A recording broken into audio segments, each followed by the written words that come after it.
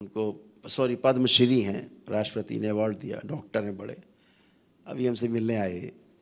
तो हम ऐसे चिकित्सा बैठे सब भक्तों के अपने दरबार की शिष्यों की ऑनलाइन कर रहे थे, था लखनऊ में, तो बातचीत होने लगी। पूरी देर देखते रहे, वो 1-1.5 घंटे। बहुत अच्छे व्यक्ति थे, समझदार व्यक्ति हैं, उन्होंने सारा देखा और अंत में उन्होंने कहा कि गुरुदेव जो आप कर रहे हैं, आप वो कर रहे हैं जहाँ हमारी विद्या ख़त्म हो जाती, वहाँ से ये विद्या वैदिक विज्ञान शुरू होता है। और वो देश के बड़े डॉक्टरों में से एक हैं, मतलब जिनको स्वयं राष्ट्रपति ने पद्मश्री सम्मानित किया हुआ है। ऐसे ही दरबार में अच्छे अच्छे डॉक्टर्स आते हैं, विद्वान डॉक्टर आते हैं, बड़े बड़े डॉक्टर्स आते हैं जिनकी यूनिवर्सिटीज़ हैं, जिनके पास खुद की यूनिवर्सिटी हैं, उनकी खुद के मेडिकल कॉलेज हैं। वो लोग आते हैं और स्वीकार करते हैं, बैठ के हमसे 2-2, 3-3 घंटे वार्ता होती है, स्वीकार करते हैं। दरबार तो कहता है जहाँ आपका काम ख़त्म हो जाता है, जब आप बता देते हो कि आप वेंटिलेटर पे चले गए, भगवान को याद करो, तो आ जाओ भगवान के दरवाजे, भोलेनाथ तो बैठे हैं, माँ तो बैठी है। वो सही कहते हैं, अभी भगवान से प्रार्थना करो। जिसके आगे वो नहीं जानते तो वो ठीक बोलते हैं आपसे कि भाई अब ईश्वर को प्रार्थना करो। जय जय राधा हरि। तो ये समस्याएं कहाँ से पैदा हो रही हैं? केवल हमारे नकारात्मक रहने के कारण ये समस्याएं पैदा हो रही हैं। जड़ है नकारात्मकता, निगेटिविटी। और निगेटिविटी कहाँ से आती है? तो वो निगेटिविटी आती है आपके स्वयं के द्वारा निर्मित की गई स्मृतियों से, जो आपकी पड़ी हुई चित्त में आपकी जो स्मृतियां हैं वो पड़ी हुई हैं। और वह स्मृतियां जब भी आगे आती हैं, आप बिल्कुल वैसे ही रिएक्ट करते हो। जैसे आपके सामने खरगोश का बच्चा आ जाए, आप प्रेम करने लगोगे। स्मृति पीछे पड़ी है ना कि खरगोश आपका कुछ बिगाड़ नहीं सकता है, आप उसको प्रेम करोगे और पुचकारोगे। और अचानक सामने से भेड़िया आ जाए, शेर दिख जाए, तो आप तुरंत पेड़ पे चढ़ लोगे। हैं? स्मृति आ गई ना पीछे कि ये खा जाएगा, मार देगा। तो जो स्मृति जैसे आगे आती है तो आप वैसा ही करते हैं। तो कहा जाता है कि मनुष्य परिस्थितियों का दास है। दरबार कहता है ऐसा बिल्कुल नहीं है। मनुष्य परिस्थितियों का नहीं, मनुष्य स्मृतियों का दास है, गुलाम है स्मृतियों का। जिस व्यक्ति को आप प्रेम करते हैं, अगर उसके विरुद्ध कोई बात करे कोई, आपको स्वीकार नहीं होती, क्योंकि आपके पीछे स्मृतियां पड़ी उसकी अच्छी अच्छी, वो आप स्वीकार नहीं करने देगी। और अगर किसी को आप घृणा करते हैं, हेट करते हैं, नफरत करते हैं, उसकी कोई बड़ाई करने लगे, आपको स्वीकार नहीं होगी, क्योंकि पीछे स्मृतियां पड़ी हैं, आपको स्वीकार नहीं होने देंगी। तो नकारात्मकता का और सकारात्मकता का ऐसा खेल है, ऐसा सर्कस है जिसमें सब फंसे रहते हैं। तो दरबार क्या करता है कि जब आप दरबार से जुड़ते हो, वैदिक प्रक्रिया से गुजरते हो, पूरी तरह सकारात्मक होते हो, तो दरबार आपसे कहता है कि बाबा से दीक्षा जरूर ले लेना। क्यों? ताकि हमेशा आप सकारात्मक बने रहो। तो सकारात्मक कैसे बने रहोगे हमेशा? दरबार ने तो कर दिया आपको सकारात्मक, फिर आप कुछ करेंगे गड़बड़ जरूर। तो कहते दीक्षा ले ली तो क्या हुआ? दृष्टा भाव में रह करके हम अच्छे बुरे का आकलन दूर से खड़े होकर कर सकते हैं।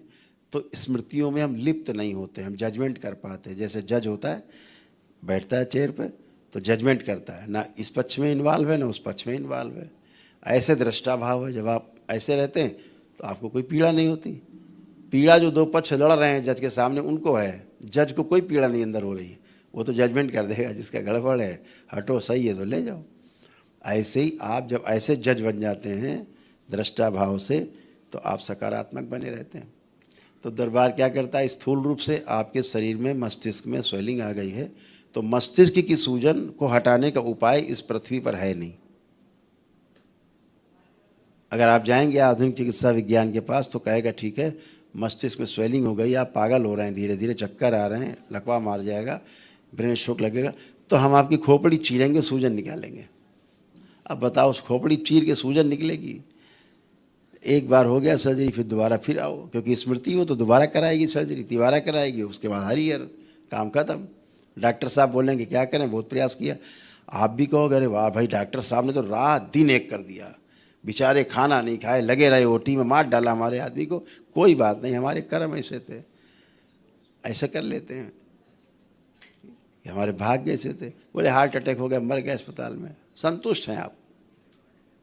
लेकिन आप ये नहीं देख पाते हैं कि उसकी मृत्यु नकारात्मक रोगी स्मृतियों के कारण हुई है, जहाँ डॉक्टर साहब खुद असहाय हैं। डॉक्टर साहब उन रोगी नकारात्मक स्मृतियों के खुद शिकार हैं, खुद रोगी हैं, डॉक्टर साहब रोगी हैं, डॉक्टर साहब का परिवार रोगी है, तड़प रहा है, बाहर मुस्कुरा रहे हैं, अंदर से रो रहे हैं। डॉक्टर साहब घर से लड़के चले आ रहे हैं, आके ऑपरेशन, पता नहीं कोई नसें काट दी गुस्से में, मरीज को पता नहीं, बेचारा वो तो बेहोश लेटा है।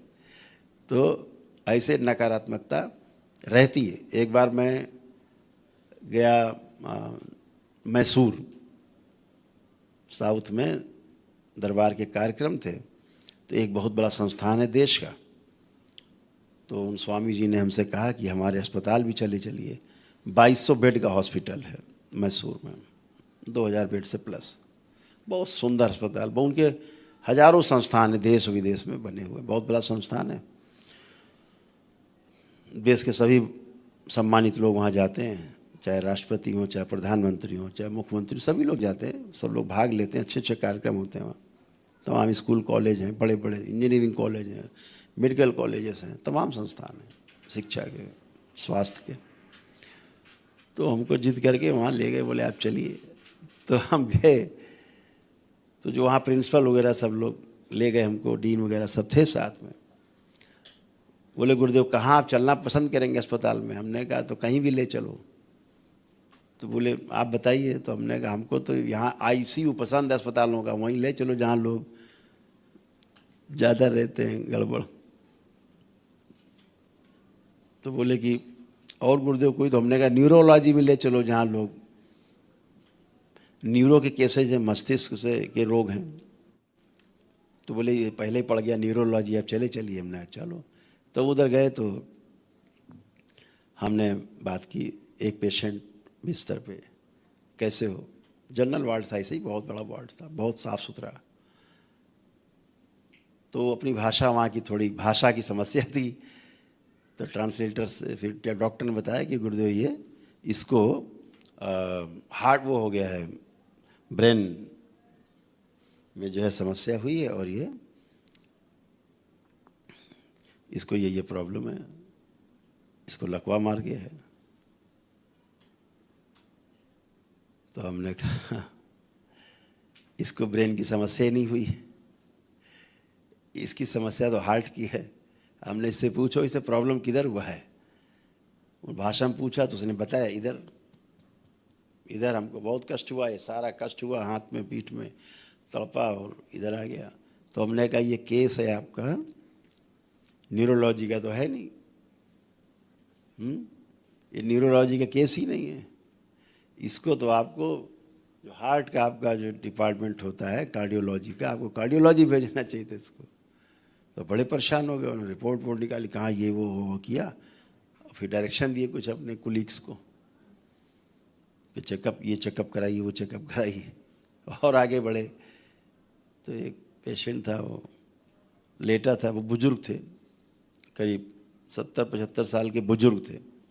उन्हें क्या हुआ? बोले इनको लकवा मारा हुआ है और ये उठ बैठ नहीं सकते, चल नहीं सकते। तो दरबार ने देखा कि इसका एक पित्र है जिसको लकवा मारा हुआ, सबसे आगे वही लेटा हुआ है, वही स्मृति है।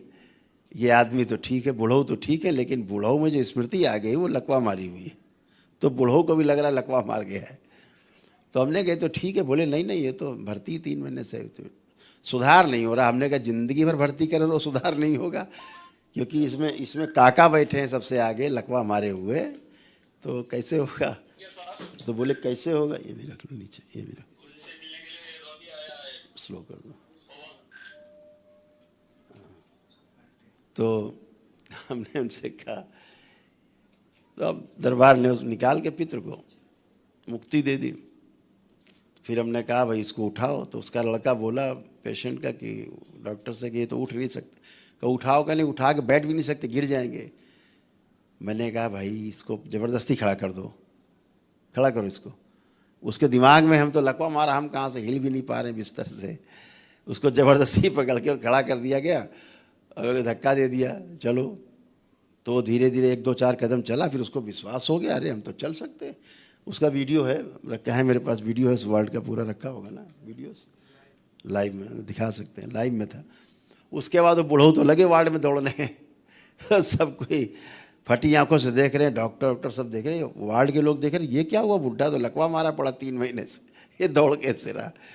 तो धीरे गया आया, 2-3 चक्कर दौड़ दौड़ के मारे बुढ़ऊ ने।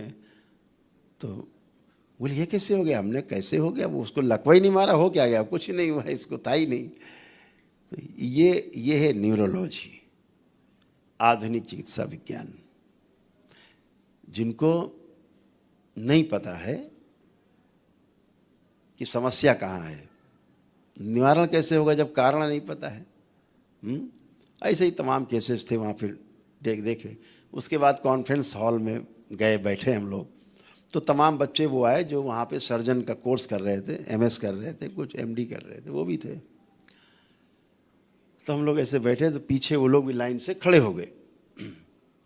तो तब तक दरबार ने दिखाया, एक बच्ची थी, तो दरबार ने दिखाया कि ये तो सर्जन अभी बन जाएगी, सर्जरी करेगी 2 साल बाद, लेकिन ये जब खून देखती है तो इसको चक्कर आते हैं, बेहोशी आ जाती है इसको।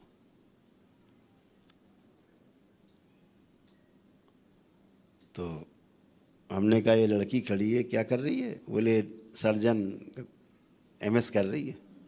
तो हमने इससे पूछो, ये तो खून देख के ही बेहोश हो जाती है, इसके चक्कर आने लगते हैं। उससे पूछा उन्होंने अपनी भाषा में, हाँ। तो उसने कहा कि ये सर, ये होता है मुझे। तो हमने कैसे करेगी सर्जरी, किसी का तो पता नहीं क्या काट देगी, इसको चक्कर आ रहा है, पेशेंट पड़ा रहेगा, पेट खुला हुआ, ये बेहोश हो जाएगी। एक लड़का और पीछे खड़ा था, हमने ये बोले गोल्ड मेडलिस्ट है ये। तो दरबार ने कहा कि ये जो खड़ा है लड़का, ये तो बेहोश हो जाता है देख के खून एकदम, और ये इसके हाथ कांपते हैं, खून देख के इसके हाथ कांपने लगते हैं इसके। हाँ, और उसका मस्तिष्क सुन्न हो जाता है। दरबार ने दिखाया कि खून देख के उसका मस्तिष्क सुन्न हो जाता है डॉक्टर साहब का। तो हमने कहा ये इसको होता है। तो पूछा उन्होंने, प्रिंसिपल ने, उसने कहा यस सर, ये मुझे होता है। तो हमने कहा तो किसी का पता नहीं क्या काट देगा, ये तो मस्तिष्क सुन, आंखें बंद हो जाए, कुछ भी काट देगा। तो ऐसे अगर डॉक्टर आप बनाओगे तो हमने कहा रोगी की नहीं, पहले इन डॉक्टरों की चिकित्सा की आवश्यकता है तो आदमी है, अच्छे डॉक्टर हों तो अच्छी चिकित्सा हो। तो अभी हमसे एक पद्म भूषण है, उनको पद्मश्री हैं, राष्ट्रपति ने अवार्ड दिया, डॉक्टर हैं बड़े, अभी हमसे मिलने आए। तो हम ऐसे चिकित्सा बैठे, सब भक्तों के अपने दरबार की शिष्यों की ऑनलाइन कर रहे थे, था लखनऊ में, तो बातचीत होने लगी। पूरे दिन देखते रहे, वो 1-1.5 घंटे, बहुत अच्छे व्यक्ति थे, समझदार व्यक्ति हैं, उन्होंने सारा देखा। और अंत में उन्होंने कहा कि गुरुदेव जो आप कर रहे हैं, आप वो कर रहे हैं जहाँ हमारी विद्या ख़त्म हो जाती, वहाँ से ये विद्या वैदिक विज्ञान शुरू होता है। और वो देश के बड़े डॉक्टरों में से एक हैं, मतलब जिनको स्वयं राष्ट्रपति ने पद्मश्री सम्मानित किया हुआ है। ऐसे ही दरबार में अच्छे अच्छे डॉक्टर्स आते हैं, विद्वान डॉक्टर आते हैं, बड़े बड़े डॉक्टर्स आते हैं, जिनकी यूनिवर्सिटीज़ हैं, जिनके पास खुद की यूनिवर्सिटी हैं, उनकी खुद के मेडिकल कॉलेज हैं, वो लोग आते हैं और स्वीकार करते हैं। बैठ के हमसे 2-2, 3-3 घंटे वार्ता होती है, स्वीकार करते हैं। दरबार तो कहता है जहाँ आपका काम ख़त्म हो जाता है, जब आप बता देते हो कि आप वेंटिलेटर पे चले गए, भगवान को याद करो, तो आ जाओ भगवान के दरवाजे, भोलेनाथ तो बैठे हैं, माँ तो बैठी है वो सही कहते हैं, अभी भगवान से प्रार्थना करो। जिसके आगे वो नहीं जानते तो वो ठीक बोलते हैं आपसे कि भाई अब ईश्वर को प्रार्थना करो, लेकिन अब ईश्वर है कहाँ। अब आप अपनी पथरी देवी, चटरी देवी, मटरी देवी की अगर आप प्रार्थना करने लगे, तब तो और गहरे गड्ढे में चले गए। वो तो बैठी सी ताक में कि आप बुलाओ, हम लेके चलें, जल्दी ले जाएं खींच के। तो ईश्वर से सीधे जुड़ने का मार्ग आपके पास दरबार में उपलब्ध है। आजकल के बच्चे हैं, मैं बच्चों को देखता हूँ, बच्चे कितने निर्मल हैं, कितने कोमल हैं, छोटे छोटे बच्चे हैं, बच्चियां हैं। दरबार देखता है कि एकदम कोमल है, एकदम निर्मल स्वभाव बच्चे हैं, एकदम निर्मल। क्या हो रहा है, इतनी गंदी स्मृतियों ने घेर रखा उनको कि उनकी बातचीत, उनकी हरकतें आप देखें तो आपको क्रोध आएगा, आपको लगेगा ये छोटी सी उम्र इतनी बदमाशी। माता पिता को क्रोध आता है, इतना बदमाश हमारा लड़का, हमारी लड़की इतनी बदमाश, ये हरकत कर रही, वो हरकत कर रही। तो ये सब जो चीज़ें होती हैं उससे क्रोध उत्पन्न होता है। कभी कभी ऑनर किलिंग होती है, माता पिता बच्चों को मार देते हैं गुस्से में, जान भी ले लेते हैं। सूडो प्रेगनेंसी होती है, आपने देखा होगा, बच्चियों का पेट फूला रहता है, बच्चियों को मासिक धर्म बंद हो जाते हैं, अंदर ऐसा लगता है उनको जैसे पेट में बच्चा है, होता नहीं है, फेक प्रेगनेंसी होती है। तमाम जगह ऐसे अज्ञानता में बच्चों को जान से मार देते हैं कि इज्जत चली जाएगी, इसके पेट में बच्चा कहाँ से आ गया। बच्ची को तो पता ही नहीं कि पेट में हमारे बच्चा कहाँ से आ गया है, बच्ची को तो कुछ भी नहीं पता, जानती नहीं है वो। लेकिन ऐसा स्वप्न में हो गया है, ऐसा सूक्ष्म जगत में हो गया है कि वो गठबंधन बना लेती हैं आसुरी शक्तियाँ और फेक प्रेगनेंसी हो जाती है और पेट ऐसा निकाल आता है जैसे कि बच्चा है पेट में। और प्रेगनेंसी में जैसे होता है महिलाओं को कि माताओं का कि मासिक धर्म बंद हो जाता है, क्योंकि उसी रक्त से तो उस बच्चे का निर्माण होता है, शरीर निर्मित होता है गर्भ में। तो ये मान लिया जाता है कि बच्ची ने कहीं कोई गलत काम किया है, इज्जत हमारी चली जाएगी। और ऐसी स्मृतियाँ गंदी रहती हैं, उनके साथ स्वप्न में गंदी हरकतें होती हैं, सहवास होते हैं, संसर्ग होते हैं, उनको पता ही नहीं, बच्ची उनको लगता है हमने स्वप्न देखा गंदा, लेकिन वो उनके साथ हो गया, सूक्ष्म जगत में घटना हो गई। और सूक्ष्म जगत में उसका जो स्त्री शरीर है बाहरी पुरुष शरीर से गठबंधन करके और अंदर प्रेगनेंसी बना देता है और दैत्य स्मृतियों की उत्पत्ति कर देते हैं अंदर। और फिर वो दैत्य स्मृतियाँ मस्तिष्क तक कवर करके और पूरा वैसे ही हरकत करती हैं जैसे कोई दुश्मन हो घर का, ऐसे हरकत करेंगे। तो बच्चे परेशान हैं। दरबार देखता बच्चों को कोई दोष ही नहीं है, बच्चे माँ बाप को गाली बक रहे हैं, तोड़ फोड़ कर रहे हैं। दरबार देखता है बच्चे है ही नहीं, क्योंकि बच्चा तो ऐसा है ही नहीं, बच्चा तो बहुत प्रेम कर रहा है अपने माता पिता को। जैसे ही दरबार उनकी गंदी स्मृतियाँ हटाता, जैसे आप एक दिवसीय अनुष्ठान करते हैं, आप स्वयं देखते हैं, अभी आप देखेंगे, आप यहाँ तो सारी स्मृतियाँ अपने आप नष्ट हो जाती हैं और बच्चा वैसे ही कोमल बच्चा निकल के खड़ा होता है जैसे माँ बाप चाहते हैं मेरा बच्चा हो। एकदम निर्मल बच्चा खड़ा होता है सामने, स्मृतियाँ हट गई, बच्चा जैसा था वैसा आपको मिल गया। तो बच्चों का दोष कहाँ है? कहीं दोष नहीं है, दोष सारा स्मृतियों का है। पति पत्नी में झगड़े चल रहे हैं, तलाक की स्थितियाँ पैदा हो जाती, मारपीट, लड़ाई झगड़ा, कलह, उठापटक, कहाँ हो रहा है? कौन पति पत्नी लड़ना चाहता है? कौन पति पत्नी तलाक चाहता है? कोई नहीं चाहता। लेकिन स्मृतियाँ हैं, आप जितने बैठे जिनमें पति पत्नी में तलाक की स्मृतियाँ हैं, जो लड़ रहे हैं, झगड़ रहे हैं, दिन भर बवाल चलता है, छू भी नहीं सकते एक दूसरे को, गाली गलौज चल रहे हैं, उठापटक चल रहा है, घर से भाग जाएं, ये सब चल रहा है, तलाक चाहिए। अभी आप खड़े होंगे, आपका सब गायब है, कहाँ चला गया? अभी इतना प्रेम आप में, कहाँ चली गई तलाक की स्मृतियाँ? कहाँ चला गया झगड़ा? कहाँ चली गई लड़ाई? लड़ने झगड़ने वाली, तलाक वाली स्मृतियाँ नष्ट हो गई वैदिक प्रक्रिया से आपकी। ऐसा आपको लगता है, अभी लगेगा आपको कह रहे हम तो आज ही शादी हुई लग रहा है, ऐसे भाव उत्पन्न होते हैं, ऐसे आप रहते हैं। तो स्मृतियाँ हैं, तो समस्या हो तो समाधान भी हो। मेरा कहने का अर्थ ये है, खाली बातें ना हो। अगर समस्या है तो उसका समाधान दरबार के पास, महापुरुषों के पास, ऋषि मुनियों के पास, तपस्वियों के पास होना चाहिए। केवल समस्या का गुणगान करने रहने से समाधान नहीं मिलता है।